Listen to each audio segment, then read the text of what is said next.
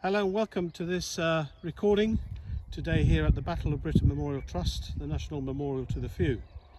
So today I'm going to cover our replica aircraft, the Mark I Spitfire, the Mark I Hurricane and the sculpture of a Ju-87B Junkers Stuka. In fact, I'm going to start with the Stuka, named Down to Earth. It is a strange interloper, having crashed in the grounds of the most English of places.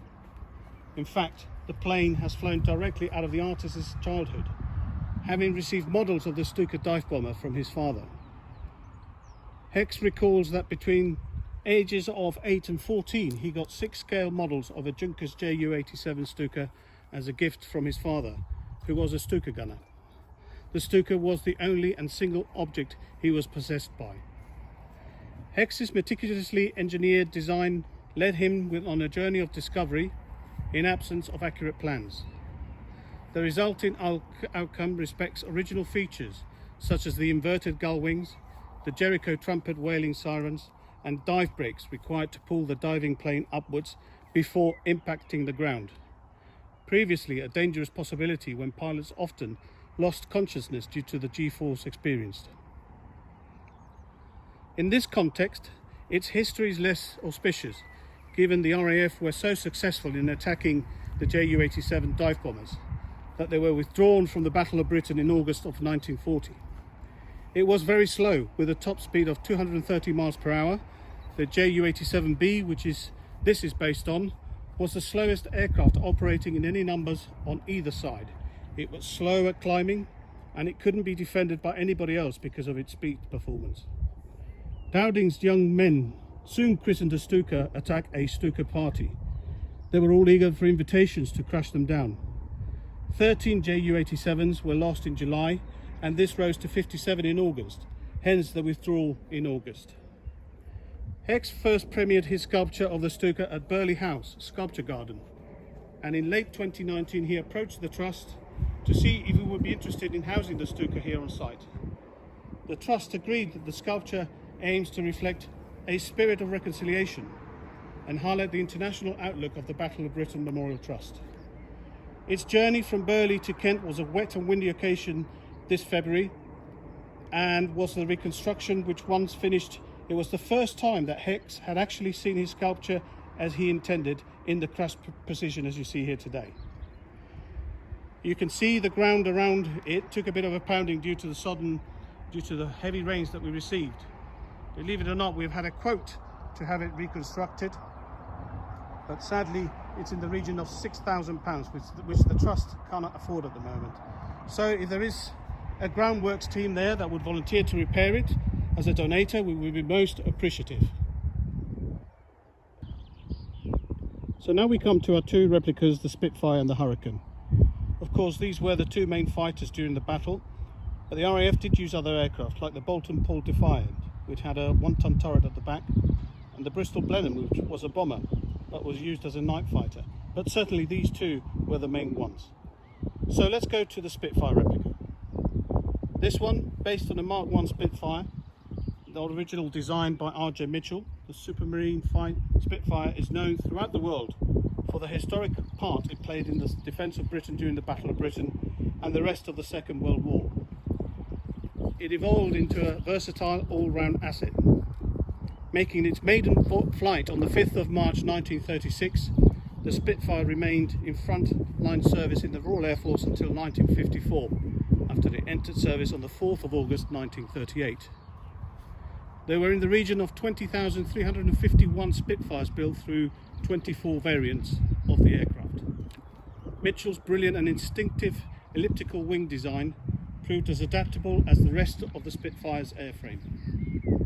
Various configurations provided a range of armaments and reconnaissance cameras, while some featured an increased internal fuel capacity.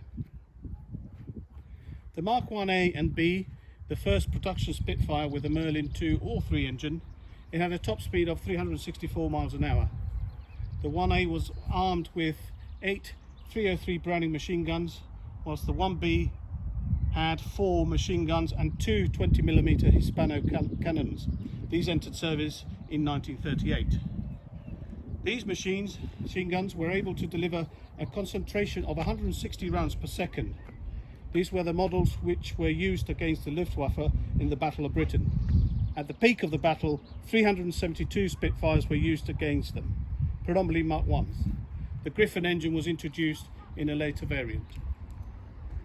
This replica is of a Spitfire that was flown by Geoffrey Quill during the battle. In August 1940, as the battle raged, he obtained a brief posting to number 65 Squadron to gain operational experience of flying the aircraft in combat conditions. Geoffrey Quill became a test pilot for the first prototype Spitfire in 1936 and was integrated to its development into an effective fighter aircraft. He shot down 2 German aircraft during his brief involvement in the battle. Significantly, this combat experience led Quill to recommend design changes to the Spitfire, including better all-round visibility for the pilot. The Spitfire is probably the RAF's most famous fighter, and during the Battle of Britain, it was known as Spitfire Summer. Although Hurricanes destroyed more German aircraft during the battle, the Spitfire's greater speed and climbing ability were vital in targeting the Luftwaffe's advanced Messerschmitt Bf 109 fighters. It is a common myth that Hitler was growing frustrated with the Luftwaffe failures in the Battle of Britain. He asked Hermann Göring, "What do you want to wipe out this air force?" Göring answered, "A squadron of Spitfires." Actually, it was Göring, the Luftwaffe commander, who asked Adolf Galland, a Luftwaffe fighter ace, what equipment he liked. Replied, "I should like an outfit of Spitfires from Group." Okay, now let's move to the Hurricane. The Hurricane fighter began its evolution in 1933 when Sidney Cam, then chief designer of Hawker Aircraft Limited, examined the idea of high-performance monoplane interceptor to replace the Royal Air Force's Fury plane. Hawker's new fighter was eventually produced to meet Air Ministry specification, and the prototype made its first flight on the 6th of November 1935. The aircraft was put into production in 1936, and the first Hurricane flew on the 12th of October 1937.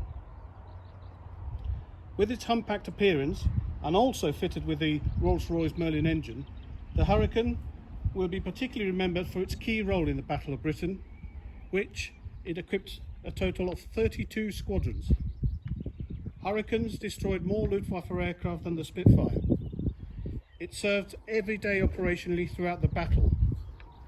The famous Hawker fuselage, its combined tubular metal cross-braced fabric-covered warren, the upgraded Merlin III, had a constant speed, 3-bladed prop, and became standard on the Hurricane. An initial contract of 600 aircraft were placed in 1936, and this increased to 1,000 the following year. The Hurricane's armament comprised of 4 pairs of machine guns carried on the wings and firing outside the prop arc. These also were Browning machine guns. A total of 300 rounds of ammo per gun was carried, giving 14 seconds of continuous fire. Altogether, in the first year, Hurricane squadrons accounted for more than 1,500 confirmed Luftwaffe aircraft shot down. By the end of the battle, 695 Hurricanes had been lost, whilst 1,534 Luftwaffe aircraft had been shot down. Because there seemed to be no prospect of increasing the speed of the Hurricane, in December 1939, the Air Staff recommended that development should be phased out. The last Hurricanes left RAF service in 1947. More than 14,500 Hurricanes were built between 1936 and 1944, including 1,400 in Canada. This is a replica of the plane which Geoffrey Page flew in the Battle of Britain, and the one he was shot down in. Geoffrey Page was just 20 when he was shot down on the 12th of August 1940. Burning fuel ravaging his bare hands and face, he became a founding member of the Guinea Pig Club, of badly burned aircrew undergoing innovative plastic surgery under the surgeon Archibald McIndoe.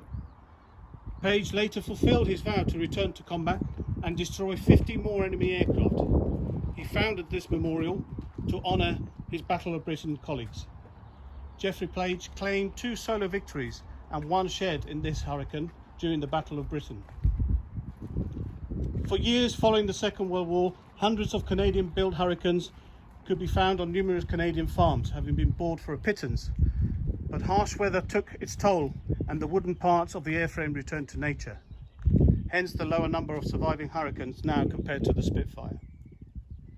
One of the surviving Hurricanes, and still here in the United Kingdom, is R4118 UPW, which was flown by Bob Foster during the battle.